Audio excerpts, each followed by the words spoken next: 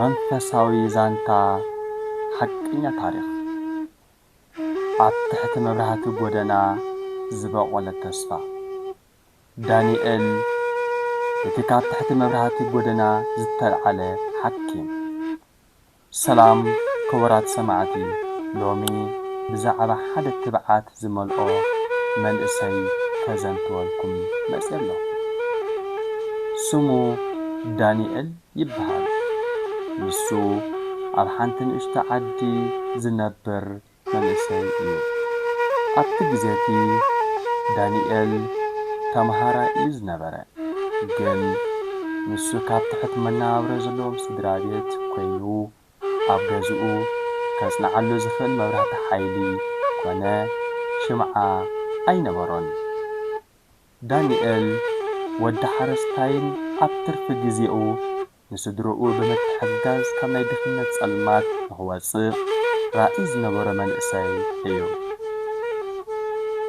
ኣብ ማእከል ድኽነትን ጸልማትን ኮይኑ ከመይ ገይሩ ናብ ብርሃን ከም ዝተሰጋገረ ታሪኹ ኣብ መወዳእታ ንከታተል። ካብ መዓልታት ሓደ መዓልቲ ዳንኤል ጥራውዝቱ ኣልዒሉ ናብታ ኣብ ጥቓ ገዝኡ ዝነበረት ዕንኮ መብራህቲ ናይ ገዝኡን ተስፋ ናይ ልቡን ዝኾነት ቦታ ኣምርሐ። ሰዓቱ እዋን ድቃስ ብምንባሩ ኩሉ ሰብ ኣብ ምዉቕ ገዝኡ ደቂሱ ሰላሙ የስተማቕር ነበረ። ዳንኤል ግን ብዕጩኡ ከም ዝተረትዐ ብቑርን ኣሰሓይታን ዝተሰነየ ጥሚቕ ዝናብን ከም እሙን ዓርኪ ወሲዱ ኣብ እግሪ ገረብ ኮፍ ኢሉ የጽንዕ ነበረ። ኣብዚ ህሞት እዚ እታ ጸግዒ ክትኮኖ ዝተመሓፀና ገረብ ከይተረፈት ንድኽነት ዳንኤል ኪድርሓቕ ካባይ ከም ዝመስል ካብቲ ዓበይቲ ኣቝጽልታ ዝናብ እንዳንጠበት ነቲ ተኸዲንዎ ዝነበረ ኮበርታ ኣጥብቀትሉ። ንድኻ ደርሆ ትጸድፎ ከም ዝበሃል ኩነታት ዳንኤል ብቑርን ንፋስን ዝናብን ኣዝዩ ከበደ። ግን ዳንኤል ዕላምኡ ነቲ ናይ ህይወቱ ሙሉእ ድኽነትን ጸልማትን ካብ ህይወቱ በንቁስ ኸጠፍእ እንተኾይኑ እታ እንኳ ኣማራጺ ዘላቶ ተጸሚሙ መጽናዕትን ምቕጻል እዩ። እቲ ዘገርም ግን እቶም ዝርእይዎ ዝነበሩ ሰባት ዳንኤል እንታይ ትገብር ኣለኻ? ወዲ ሓረስታይ ዶ ኣይኮንካን?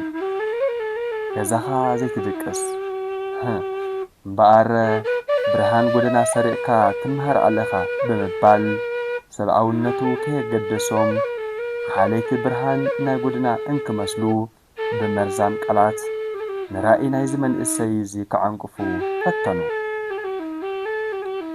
ዳንኤል ግን እቲ ከልቢ ይነብሕ እቲ ገመል ጉዕዞኡ ይቕጽል ከም ዝበሃል መጽናዕቱ ቀጸለ። ምኽንያቱ ንሱ ነቲ ኣብ ውሽጡ ዝነበረ ብርሃን ዓወት እዩ ዝጥምት ነይሩ።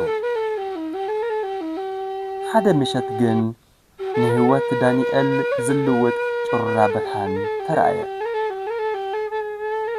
ነቲ መንኣለን ዝብል ዝነበረ ሰብ እግዚኣብሔር ዝበጽሓላ መዓልቲ ኣኺላ። ክሳብ ሰዓት ሕላፍ ፍርቂ ለይቲ ከም ቀደሙ እንዳኣጽንዐ እንከሎ መምህሩ ኣብ ስራሕ ኣምስዩ እንዳሓለፈ ንዳንኤል ረኣዮ።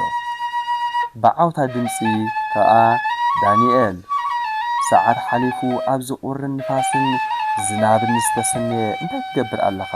ብምባል ንዳንኤል ሕቶ ኣቕረበሉ።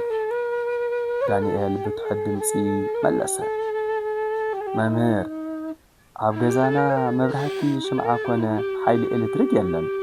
ገዛና ጸልማት እዩ። ስለዚ ዘላትኒ እንኮ መብራህቲ እዚኣ ጥራይ እያ በሎ። መምህር ብመልሲ ዳንኤል ድንን ኢሉ ብዕምቀት ኣስተንፈሰ።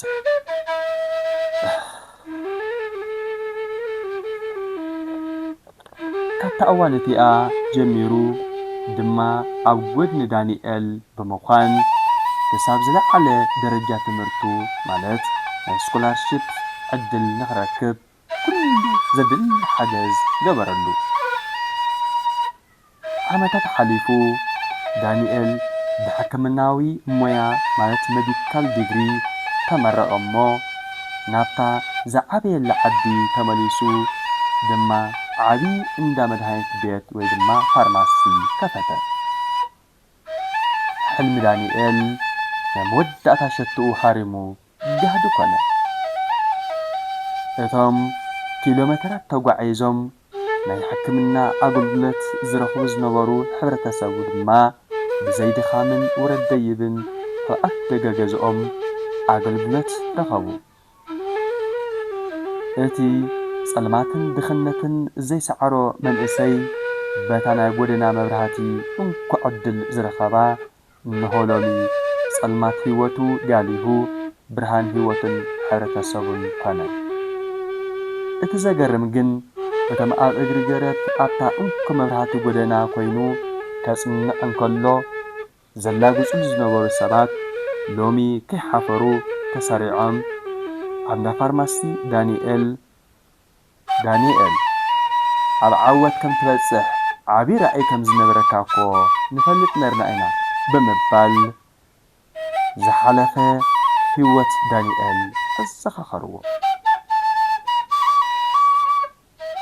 انتو خناقن دانيال بقالكوا انت زي ملسة زلو درجان عمقت زملقو في الشغطان ملبس هيوامي مغنياتو أبزي جزيازي مع عاصم السمترا كوينام ارتم عبن اسم الولدو زنورو من اسيات دانيال مستير نايزة عواتكا انتايو كلوا انكالو بعمقت في الشيخ بمبال مستير دخنتي زحتني اي رغوكن سلازي مستير عواتكا بزحات سبات يوم زحتوها مالت بناي تغسي سعدو success has many supporters كم زبهال عوات بزحات دقفتي انزلوا انتو خناقن نسب عبقزي عواتو زي كونه عبقزي تسفازو قرصلو هيواتو منبر أبصل قالو جيزي قرب لنا خنحاتو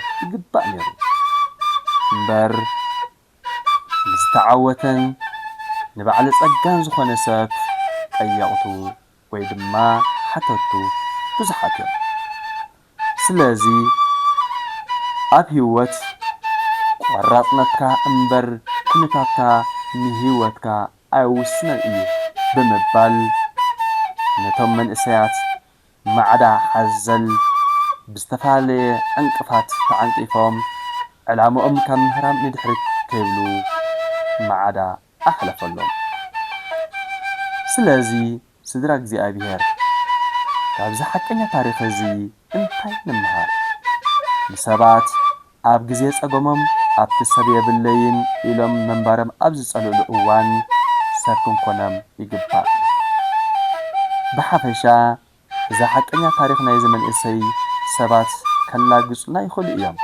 جن علامها كابت مبرهاتي غدنا نلعلي انت برهلتا نخل صلمات كتسعره تفليها بزحات سبات ون لومي نخنمهار كنسرح بزح مغنياتات نقربنا قالك ابو سدتيو حجازيه بالليل دغافيه بالليل صقومي ጉዳይ ጸጥታ ኣብዚ ዶሎሚ ትምህርቲ ተራእይኒ እንዳበሉ ንህይወቶም ኣብ ዘይድሊ ዕንክሊል ብምሕላፍ ራእዮም ዝጸልመቶም መንእሰያት ብዙሓት እዮም ዳንኤል ግን በምኽንያት ዘይኮነነትን ምኽንያታዊ ዝገጠሞ ሽግር በዲሁ ክሳብ ናይ መወዳእታ ዓወት ብተስፋ ትምህርቱ ከምዛዘመ የረዳእና